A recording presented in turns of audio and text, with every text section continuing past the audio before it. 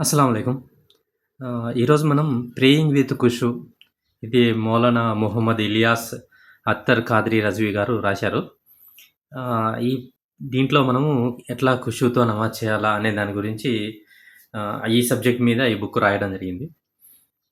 ఎట్లా మనము నమాజ్‌లో ఏకాగ్రత వస్తుంది, దాని గురించి మనం దీంట్లో ఏం రాశారో తెలుసుకుందాం. ఎలా ఉండిందంటే ఖుషూ గురించి ఏం చెప్పినారంటే పూర్వపు ప్రవక్తల యొక్క మరి సహబాల యొక్క, ఆ తర్వాత తాబియన్లు, తాబీయన్ల యొక్క నమాజులను ఉదాహరణగా చెప్పి దీంట్లో షురూ చేశారనమాట. ఒక ముస్లిం బిన్ యసార్ రహమతుల్లాహి గారు ఒకసారి అగ్గి అంటుకుంటుంది ఆయన ఇంటిలో. కానీ అతను నమాజ్‌లోనే ఉంటారనమాట. చుట్టుపక్కల ఉండే వాళ్ళందరూ వచ్చి ఆ అగ్నిని ఆర్పేసి ఇతన్ని నమాజ్ అయిపోయిన తర్వాత అడుగుతారు. "మరి ఇంత అగ్గి ఉన్నింది నిన్ను కాపాడుకోలేదే" అని. "నాకు అసలు తెలీదు. నేను నమాజ్‌లో ఉన్నా" అని చెప్తారనమాట. అంటే ఖుషూ అంటే ఎట్లా అంటే పూర్తి ధ్యానం అంతా నమాజ్‌లో ఉండాల. చుట్టుపక్కల ధ్యానం అనేది ఉండకూడదనమాట. ఈ విధంగా మనకి బుక్కు స్టార్ట్ అవుతుంది. ఖుషూ అంటే ముఖ్యంగా 2 విషయాలు దృష్టిలో పెట్టుకోవాలి. ఒకటి బయటవి, ఇంకోటి లోపలిది. బయటవి ఏంటంటే మనం చేసేటటువంటి ఖయాం గానీ, లేకపోతే రుకు, సజ్దా ఇవన్నీ ఖచ్చితంగా ఉండాలనమాట. ప్రశాంతంగా చేయాలి. మన చూపులు గనక చుట్టుపక్కల చూడకుండా మనము ఒకే చోట మన చూపుని కేంద్రీకరించాలి. ఇవన్నీ బయటివి. ఇంకా లోపలిటివి వచ్చి నమాజ్‌లో మనం ఏం చదువుతున్నాము, మనము నమాజ్‌లో ధ్యానం అల్లా మనల్ని చూస్తున్నారు. ఇటువంటివన్నీ లోపలివన్నమాట.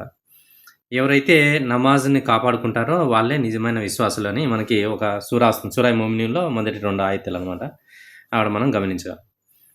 కాబట్టి ఖుషూ అనే దాన్ని బాహ్యంగా మనం గమనిస్తే ఏమేమి విషయాలు చేయాలి ఇక్కడ? మన హృదయం మనది చూపులనేది మనం సగ్రంగా ఉంచాలి. తర్వాత మనం ఏది చదివినా గానీ ప్రశాంతంగా చదవాలి. అల్లాహ్ యొక్క భయభక్తితో అంటే మన చేతులు, కాళ్ళు కదపరాదనమాట. మొత్తం పూర్తిగా ఏ విధంగా ఉండాలంటే సహబాల యొక్క ఉదాహరణ అనేది మనకి ఈ తర్వాతొస్తుంది. అదే విధంగా హృదయంలో అల్లాహ్ మనల్ని చూస్తున్నారు. మొత్తం పూర్తిగా ప్రపంచమునంతా వదిలేసి కేవలం అల్లాహ్ యొక్క ధ్యానం తీసుకొని చేయాలనమాట. సో, ఇక్కడ మనం కొన్ని సహాబాల కథలు చెప్పారాయన. వాళ్ళ యొక్క హృదయంలో ఏ విధంగా చేస్తన్నారు వాళ్ళు, ఏ విధంగా నమాజ్ చేస్తున్నారని ఉదాహరణ తీసుకొని.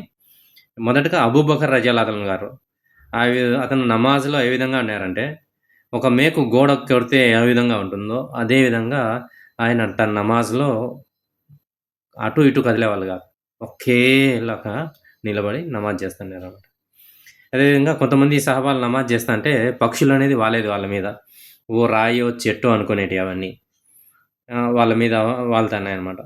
వాళ్ళకి ఆ పక్షులకి యొక్క ఎహ్సాస్ వీళ్ళు మనుషులు పట్టుకుంటారనేసి ఉండేది కాదు. ఎందుకంటే వీళ్ళు పూర్తిగా ధ్యానంగా ఒకే చోట నిలబడి చేస్తున్నారు. ఇంకొక మహాత్మురాలు నమాజ్‌లో నిలబడినప్పుడు ఒక తేలు కుట్టడం ప్రారంభించింది. అది ఎన్ని సార్లు కుట్టిందంటే 1, 2 సార్లయితే కుట్టలేదు. 40 సార్లు కుట్టింది ఏకంగా. కానీ ఆమెకి నమాజ్‌లో యొక్క ఏకాగ్రత వల్ల ఈ విషయం అర్థం కాలేదు. నమాజ్ అయిపోయిన తర్వాత అడిగినారు ఈ విధంగా కుట్టింది అనేసి. నేను నమాజ్‌లో చాలా ముఖ్యమైన విషయం అల్లాహ్‌తో చర్చిస్తూ ఉన్నాను. కాబట్టి నాకు దీని గురించి అంతగా నాకు తెలియలేదు అనేసి. అటువంటి యొక్క ఏకాగ్రత అనేది అప్పట్లో ఉంది. సో, మనకు కూడా నమాజ్ ఉంది ఇప్పుడైతే.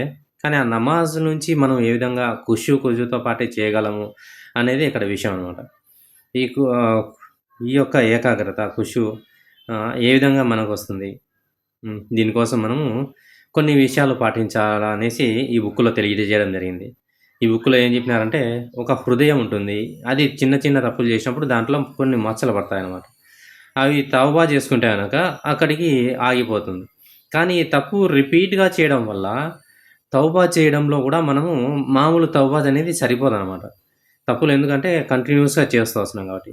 దానికి ఆ తౌబా అనేది ఇంకా కొంచెం ఎక్కువగా ఉండాలి. అంటే దాని యొక్క ప్రాయశ్చిత్తం అనేది ఎక్కువ చేయాలనమాట.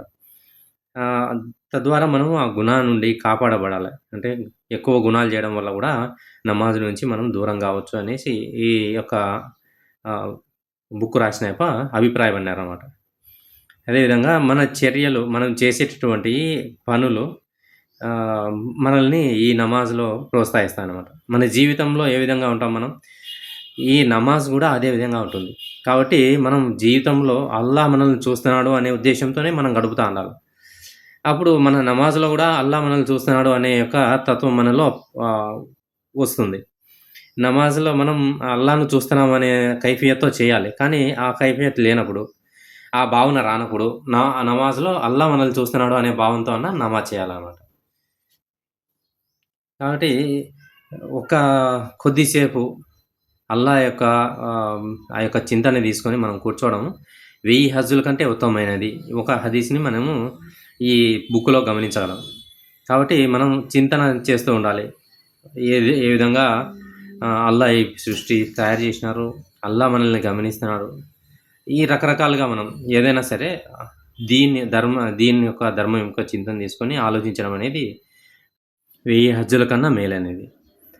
అదేవిధంగా నిరంతరం మన యొక్క పాపాలు దూరం కావడం వల్ల నమాజ్‌లో ఖుషూ అనేది తీసుకురాగలం అనేది గూడా ఈ వ్యాఖ్యాత అభిప్రాయపడ్డారు.